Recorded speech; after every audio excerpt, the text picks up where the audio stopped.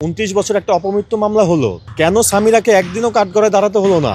29 বছর লেগেছে অপমৃত্যু মামলাকে হত্যা মামলায় রূপান্তরিত করতে, আরো 29 বছর যেন না লাগে, যে এই মামলাটার সব আসামিদেরকে গ্রেফতার। প্রথমে বলি, এটা অবশ্যই হত্যা।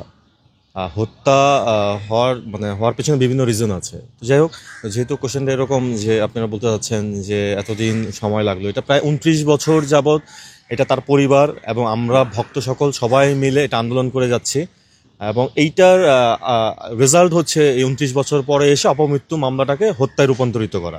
আমাদের মহামান্য বিজ্ঞ আদালত, বিজ্ঞ জজ, উনি গত 20 তারিখে এটা রায় দিয়েছেন যে এটা হত্যা, এবং উনি পুরাতন নথিপত্র যা আছেন সব কিছু স্টাডি করেছেন এবং আমাদেরকে প্রায় 1 ঘন্টা প্লাস সময় নিয়ে উনি পুরো রায়টা পড়ে শুনিয়েছেন, এবং সেখান থেকে উনি জানিয়েছেন যে এটা হচ্ছে হত্যা। এবং এটা হত্যা মামলায় অলরেডি 20 তারিখ রাতবেলায় আমাদের শ্রদ্ধেয় কুমকুম মামা, আমাদের সালমান শাহের মামা, উনি ইতিমধ্যেই একটি মামলা দায়ের করেছেন।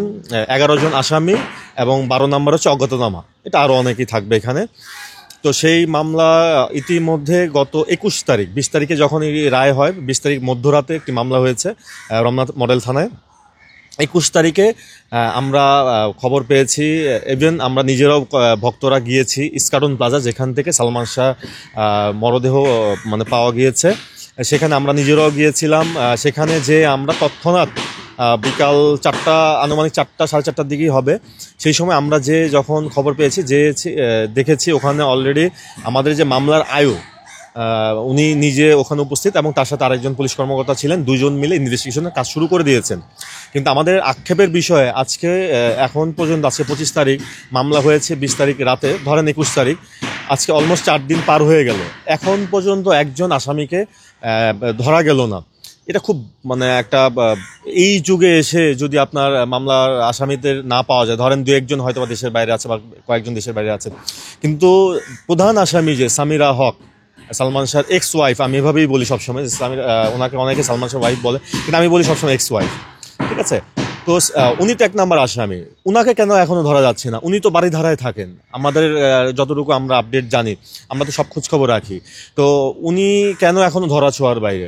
বাংলার খলনায়ক আছে আরেকজন, ডন নামে পরিচিত, তো তাকে কেন এখন ধরা যাচ্ছে না? সে তো সবসময় এফডিসি অথবা আশেপাশে বা তার বাসা, সে তো বাংলাদেশের ভিতরে আছে, সে তো এখনো, আমার ধারণা সে এখনো যায়নি। তাকে এখনো কেন, এই দুজনকে তো অ্যাটলিস্ট ধরা যায়, বাকিরা না হলে এখনো পলাতক, বা তাদের সালমান শাহ 96-এর 6 সেপ্টেম্বর মারা যাওয়ার পর থেকে তাদেরকে এখনো হয়তো বা লাপাত্তা। কিন্তু এই দুজন তো প্রকাশ্যে ঘুরে বেরিয়েছে। কিছুদিন আগেও সামিরাকে দেখলাম বিভিন্ন অনলাইনের বিভিন্ন ধরেন ফ্যাশন হাউস বা এদের অ্যাড করে বেরিয়েছেন, মডেলিং করে বেরাচ্ছেন। এদেরকে কেন ধরা হচ্ছে না? আমার কষ্ট এই জায়গায় শুধু তা না, আমার কষ্ট আরেকটি আছে। 29 বছর একটা অপমৃত্যু মামলা হলো, যেটাই হোক, একটা মামলা তো চলেছে, কেন সামিরাকে একদিনও কাঠগড়ায় দাঁড়াতে হলো না?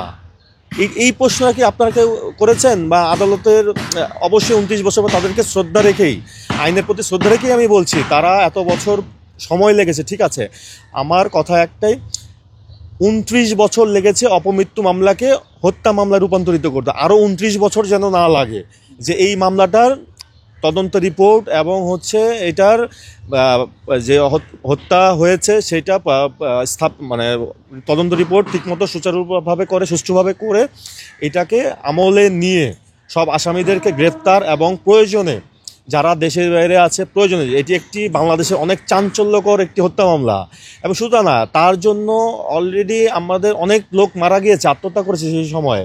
এত বড় একটি চাঞ্চল্যকর মামলাতে আমরা অবশ্যই চাইবো যারা দেশের বাইরে আছেন, হত্যা মামলার আসামি রুবি আছে, রিজভি আছে, প্লাস আজিজ মোহাম্মদ ভাই আছে, আরও অনেকেই আছে যারা দেশের বাইরে আছে, তাদেরকে প্রয়োজনে ইন্টারপোলের সাহায্য নেওয়া হোক।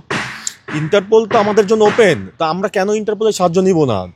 মামলার 7ই ডিসেম্বর রিপোর্ট জমা দেওয়ার একটি ডেডলাইন দিয়েছে আমাদের বিজ্ঞ আদালত। তা আমরা আশা করব আমাদের যে এই মামলার আয়ু আছেন, উনি 7 তারিখের পূর্বেই, যত দ্রুত সম্ভব পুরোপুরি ইনভেস্টিগেশন করে এটাকে হত্যা মামলা এবং আসামিদেরকে ইতিমধ্যেই ধরে হত্যা মামলা যেহেতু হয়ে গেছে আসামিদেরকে অবশ্যই অ্যারেস্ট করা যায়।